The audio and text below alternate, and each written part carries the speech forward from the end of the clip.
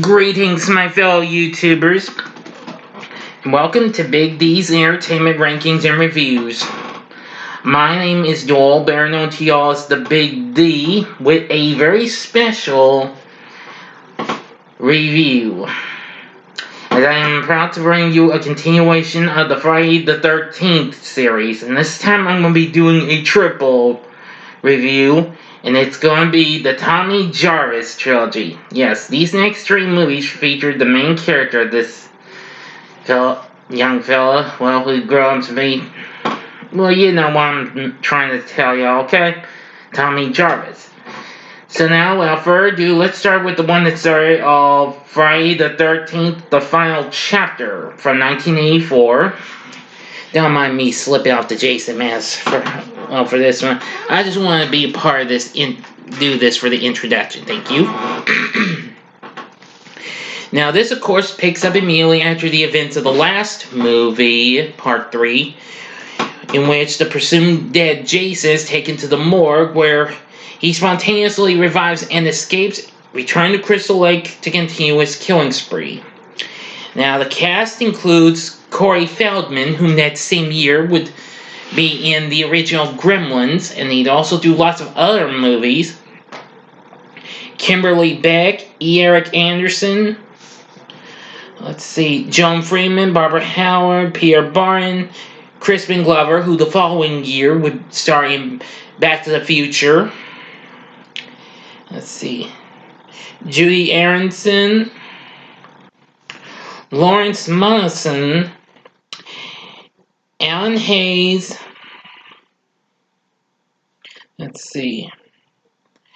Bruce Mahler, Lisa Freeman, and Camilla and Carrie Moore as the twins, Tina and Terry.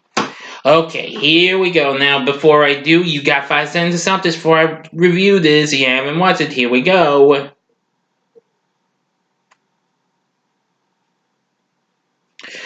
Okay, here we go.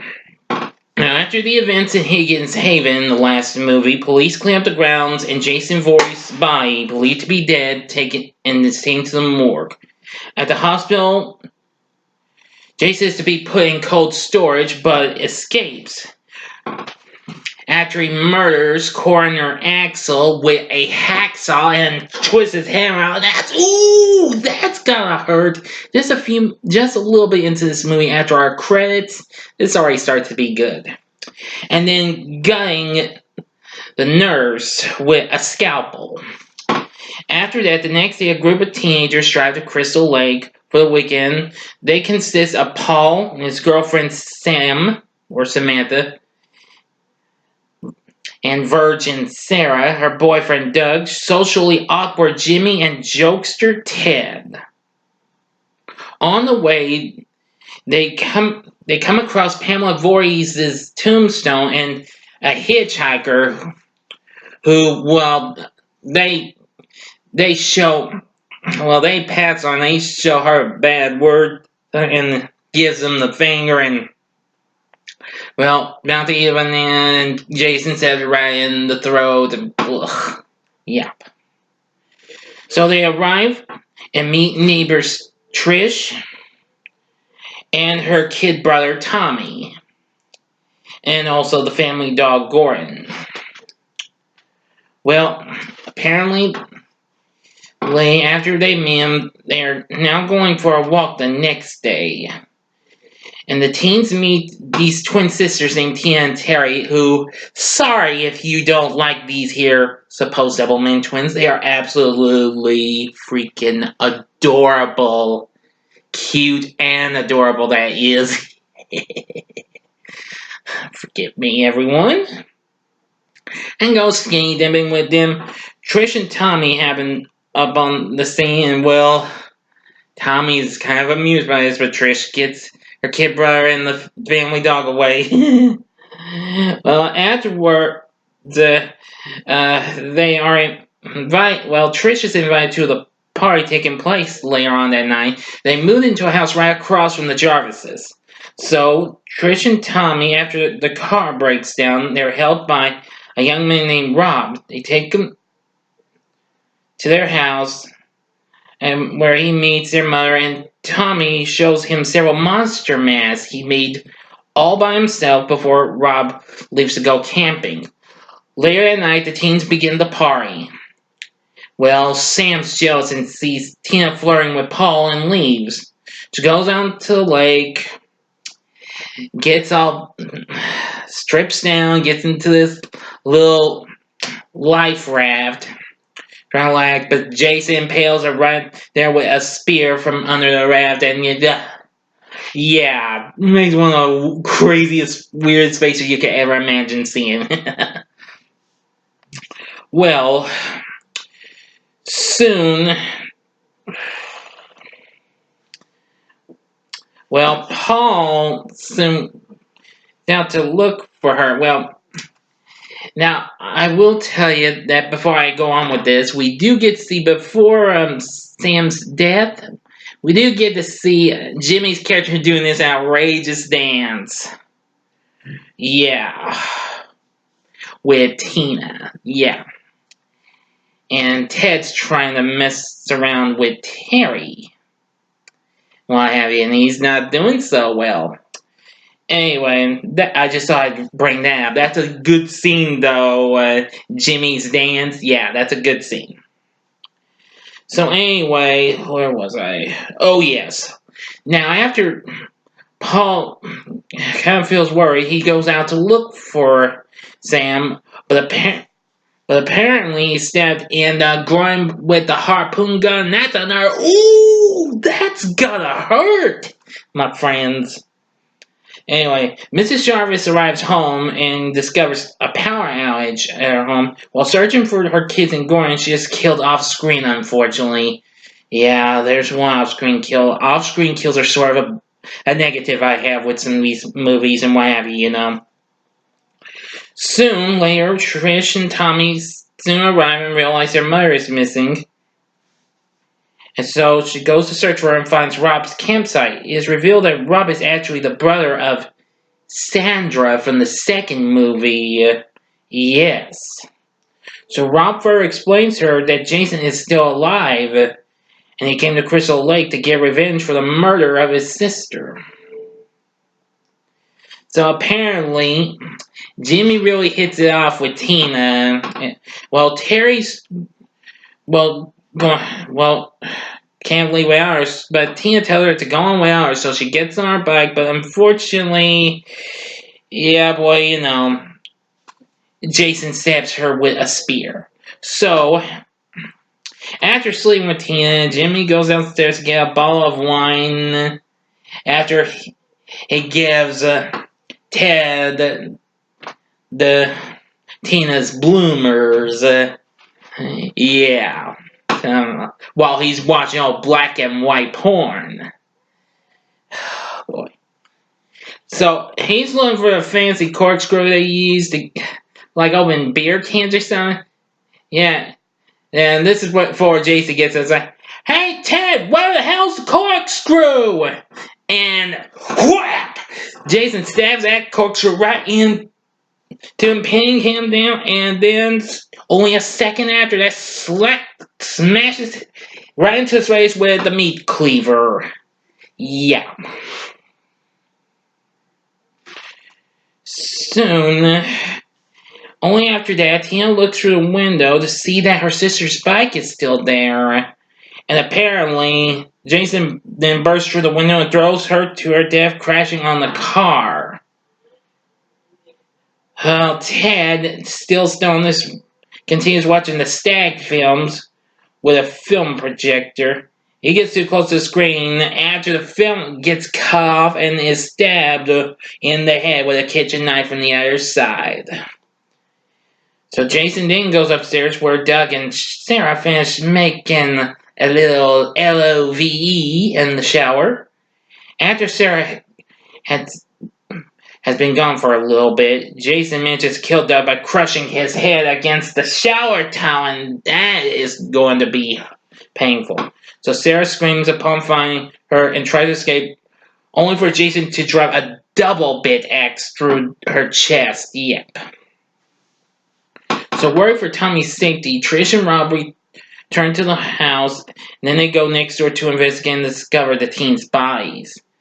Gordon, the dog, flees, and Rob is killed by Jason in the basement as Trish runs home. Taking Rob's machete with her, she and Tommy barricade the house, but Jason breaks in and chases them, and what have you. Well, she lures Jason out of the house and escapes, but then learns her brother Tommy didn't run away. She's devastated by it. So as he shaves his head bald to make make himself look like Jason as a child, and distracts him long enough for Trish to hit him with the machete, and she merely whacks off his mask. And Trish stands horrified. Tommy takes the machete and strikes it in the side of his skull, causing him to collapse on the floor and split his head upon impact. And oh, yeah, probably one of the best kills I've seen. Yeah, when Tommy notices his fingers are still moving, he takes the machine and continues to hack at Jason. Die! Die! Well, Trish repeatedly yells out his name. At the hospital, Trish is visited by Tommy. He rushes in, embraces her, and gives her a disturbed look while staring into the camera. Yep. Now, there actually was an alternate ending, though. I've only watched it once. I'm sorry, everyone. But anyway, now then, I absolutely love Friday the 13th. The final chapter has now become one of my absolute favorites in the franchise. Anyway, would I recommend it? Hell yeah, you need to see it. It's very good. Yeah. Still, film did okay despite the film was dissed and what have you. Though it was billed as the final film, its success prompted another sequel, as here we go with Friday the 13th, A New Beginning, which was released the following year. Oh, before I continue this review, I will tell you something, give you a fun fact before I go into the review of this. Final Chapter was directed by Joseph Zio, and the screenplay was written by Barney Cohen, who a year before that actually wrote the He-Man and the Masters of the Universe episode, Evil Seed. Yep, you better believe it. I learned that little documentary in one of my He-Man DVDs. Okay, but enough about that. Alright, now to A New Beginning, which was formerly one of my least favorites of the franchise, but it's grown on me a little bit more because it's kind of a balance between good and bad. It's so bad it's good flick. Anyway, it was directed by Danny Steinman, best known for directing porn movies. Excuse me. Now, let me see. Now, it features a cameo from Corey Feldman, who played Tommy Jarvis in the last movie. Now then, the film is set at a fictional halfway house where an adult Tommy Jarvis, who killed Jason as a child, again fears for his life with a new hockey mask to save him, begins a series of brutal murders. Yes. Also, I have forgotten to mention, both movies had music from Harry Manfredini. Actually, the next one does as well. Anyway, I will tell you that I liked some of the cast and what have you. This had like over 20 kills in this, more than any other horror movie I have ever seen in the nearly 40 years I've been born.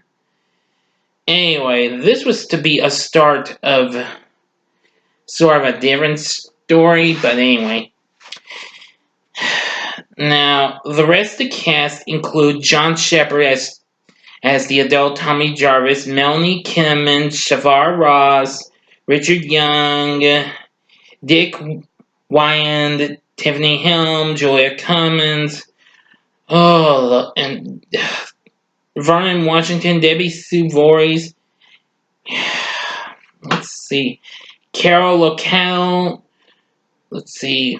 Ron Sloan, Miguel A. Nunez Jr., who the same year this came out, he was in the Return of the Living Dead, which that was a very funny horror movie, and this is as well, even though critics were really harsh on this, and as much as they were on the last one. This didn't quite do as well, coming with just a mere 22 million, making it the second lowest gross filming and what have you, next to Part 2. Anyway, 5 years have occurred after the demise of Jason Voorhees, Tommy Jarvis awakens from a nightmare of his young son Winston, two grave robbers digging up Jason's body. And Jason rises from the grave and murders the grave robbers before advancing towards Tommy. Upon arriving at Pinehurst halfway house, a secluded residential treatment facility, Tom is introduced to director Pam Roberts and Dr. Matt Letter. In his assigned room, he meets Reggie, a boy whose grandfather works as the kitchen cook. Then he meets the other teens, which are Redhead Robin, Goth Gal Violet, Shy Jake, Short-Tempered Vic, and Compulsive Ear Joy. Sheriff brings in two more residents, lovers Eddie and Tina, after catching them having sex on Ethel Hubbard, this here crazed redneck woman's lawn. And her son Junior, she and her son Junior show up to threaten to have the house closed down if the teens do not stop sneaking onto their property. So later that day, oh yeah, stop the video if you've not seen this movie. You got 5 seconds before I continue. Okay, continuing on.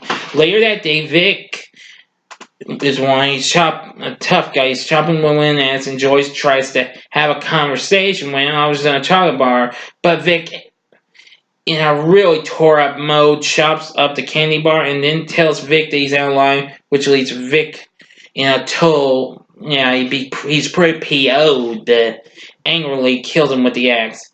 And he's arrested. Joyce's body is discovered by attending paramedics Duke and Roy, and Roy is deeply disturbed by this, but Duke believes that the murder was a prank gone horribly wrong. Then we encounter greasers Vinny and Pete. They're murdered by an unseen assailant after their car breaks down. Yeah, which that was pretty killer. The next night, Billy and his girlfriend Laura are killed with an axe, big time. Panic begins to ensue. But the mayor refuses to believe the sheriff's claim that somehow Jason Voorhees has returned. The next day, Tina and Eddie, I got them mixed up. Tina and Eddie sneak off into the woods to have another round of sex.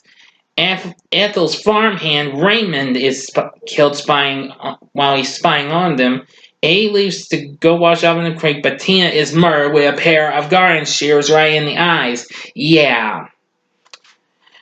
Eddie returns to find her dead and is also killing himself on this here leather strap. It looked like a small belt around his hand, and the unseen killer, puts a big branch on it and ties it out and crushes. Ooh, that is going to really hurt my friends. Whew.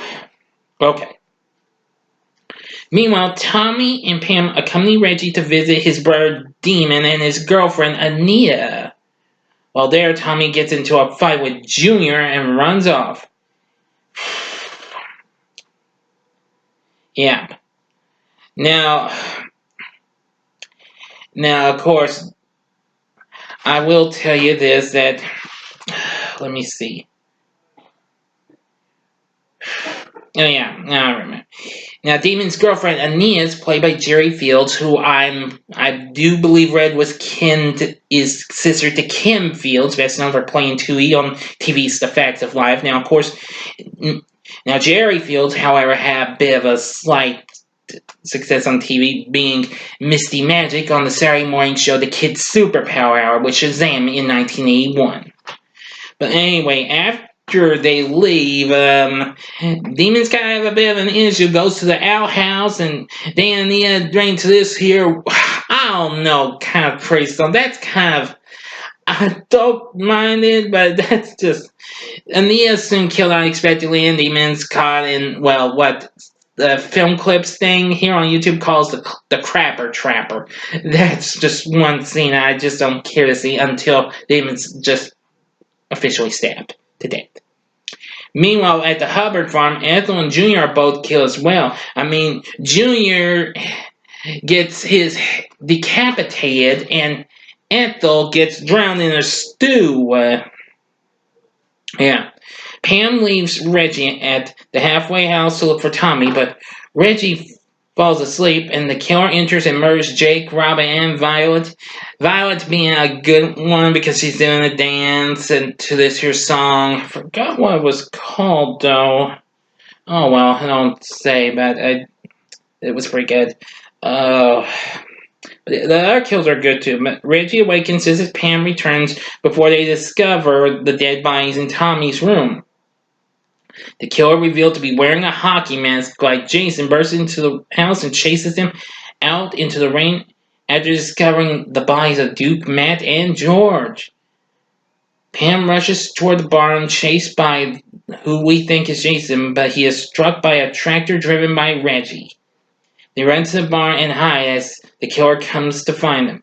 Tommy comes shortly after and believes Jason to be a hallucination until he's attacked. They get Jane to fall out of the loft window and is killed upon landing on the harrow below.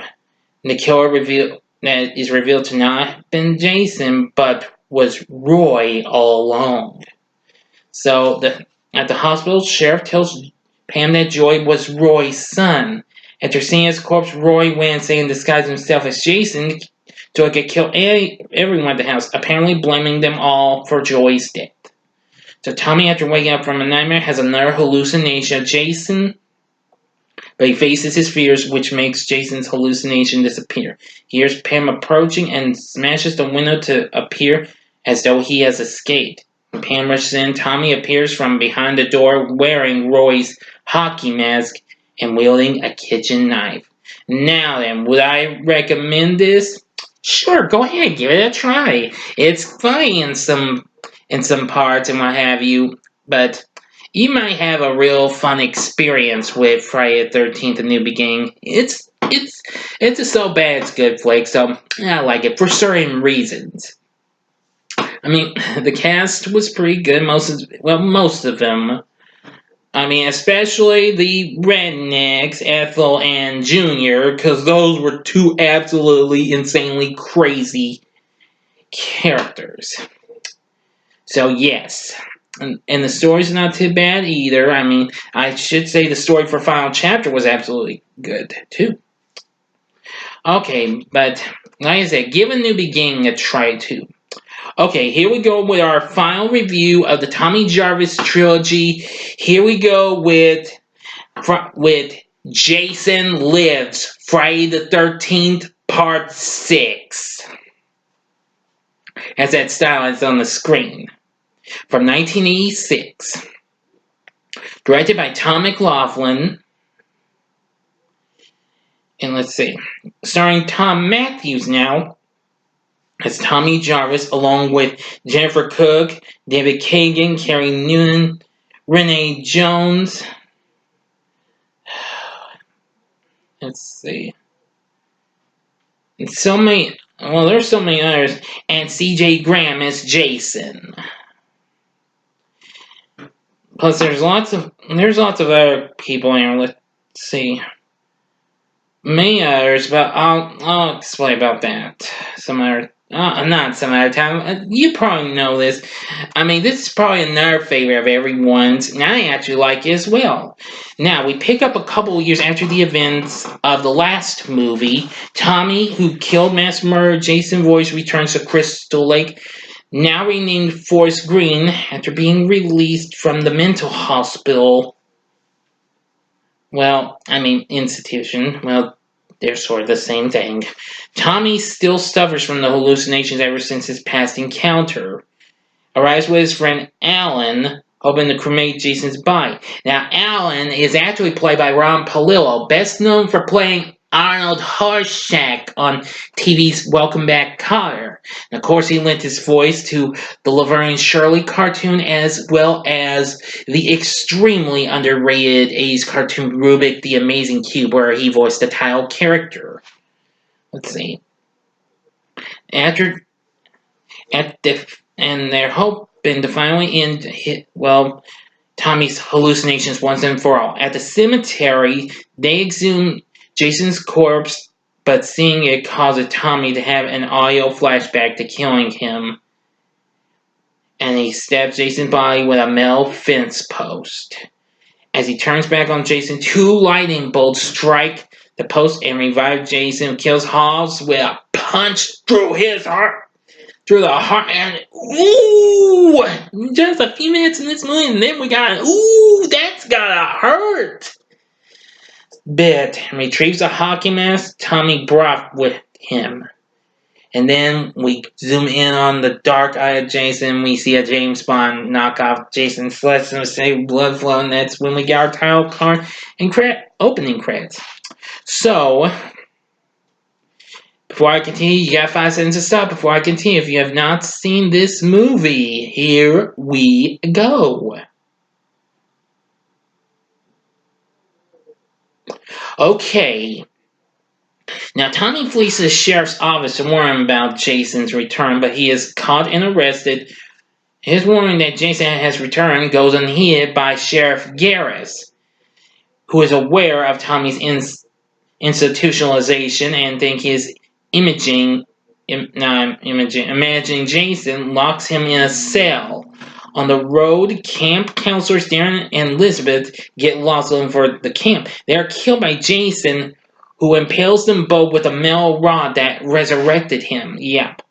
The next morning, Garris's daughter Megan and her friends Sissy, Court, and Paula arrive to report Darren and Elizabeth are missing. Tommy warns them about Jason, but he is now considered an urban legend. They ignore the warnings, though Megan becomes attracted to Tommy, though. In the woods, Jason happens upon a corporate paintball game. He kills the players for their equipment. During these kills, Jason discovers that he is far stronger than before when he rips off a man's arm. Yeah. And he kills one of these guys and throws him into a tree and smash! His face gets hit and we see blood cover all over a smiley face cover. That's actually one of my favorite kills in that movie. Oh boy. Let's see. Now, at Camp 4 screen, the children arrive. Yeah, this is the first time we're actually seeing children appearing at the camp. And the teens do their best to run the camp without Darren and Elizabeth. Meanwhile, Garris decides to escort Tommy out of his jurisdiction due to his influence on Megan. Tommy tries to make a run for Jason's grave, but finds that the caretaker had covered it up to deny responsibility for being dug up, and Hall's body is buried in its place. Tommy is then handcuffed and escorted out of town by Garris, who warns him to never return. That night, Jason murders the caretaker and a nearby couple who witnessed the murder. Yes. Meanwhile, Court goes out to have sex with a girl named Nikki, but Jason kills them both. Let me see now. Yep. Then, the sheriff's men find the victims' bodies and Garris immediately implicates Tommy in the murders, believing he has gone insane imagining Jason. Now, if I'm not mistaken, yeah, I believe one of the couples I mentioned was killed in that trailer. That was right, and we do hear Alice Cooper play in the background. And guy gets killed, and the gal gets her face crushed into the wall of the trailer. Kind of a form of face appears from the outside. Yeah. So anyway, Tommy contacts Megan and convinces her to help him lure Jason back into Crystal Lake. Meanwhile, he makes his way to camp and kills both Sissy and Paula, but refrains from harming the children, though.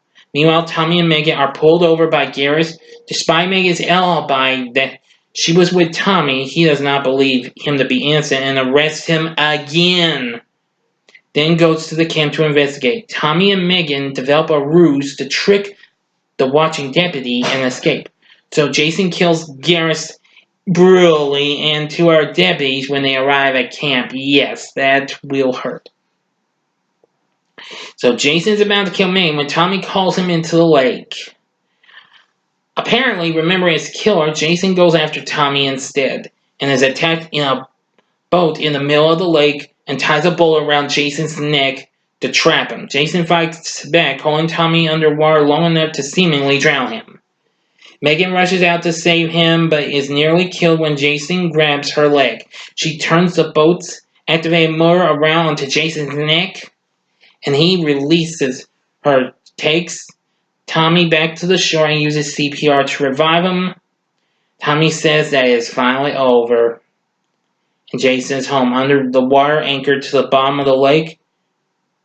Jason is still alive. And the final shot of the film is his eyes staring off into the water, waiting patiently for an opportunity to return. And that's that. Yep. Yes. Now, we actually do get to hear some Alice Cooper songs here. One of them is actually the song He's Back, The Man Behind the Mask, which that's actually pretty good, actually. Anyway, again, Harry Manfredini does a good job with the score. The cast is good. Story's not too bad. Well, one of the kills was sort of off-screen, but we do get to see blood flying around and what have you, so... Yeah, the MPAA soon came hard on those graphic violent kills and what have you.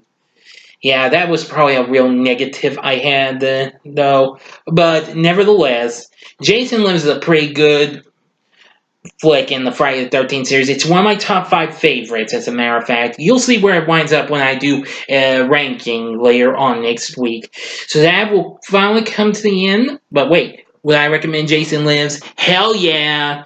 This is definitely worth watching. It's good. And I do like it. So anyway, that will finally come to the end of the Tommy Jarvis trilogy of Friday the 13th. Let me know what you thought of one of these. Which is your favorite movie? Do you like Final Chapter? Do you like A New Beginning? Or do you like Jason Lives? Or do you like all 3? Please tell me in the comments section. Like and subscribe to my channel and be a part of the Big D Nation. Anyway, if you like what you saw, I do hope you'll check out these other videos, but I'll tell you in a moment. Join me later tonight when I review, well, Friday the 13th back in solo form. Tonight, I will be reviewing Friday the 13th Part 7, The New Blood. I'm sure a certain friend of mine, known and YouTube subscriber known as Silver Shamrock, is going to be eager to see this just as much as he's eager to see this. So, look for that one, buddy. And to all y'all who love Friday the 13th. Thank you again for watching this. If you like what you saw, check one of these vids or see them again if you'd like. In this corner, check out my review of Friday the 13th, which I reviewed yesterday. Or in this corner, check out my review, my back-to-back review of Friday the 13th parts 2 and 3, which I did last night. And down there is the link to my channel so you can check out more cool vids. So until next time, I'm the Big D saying, see ya.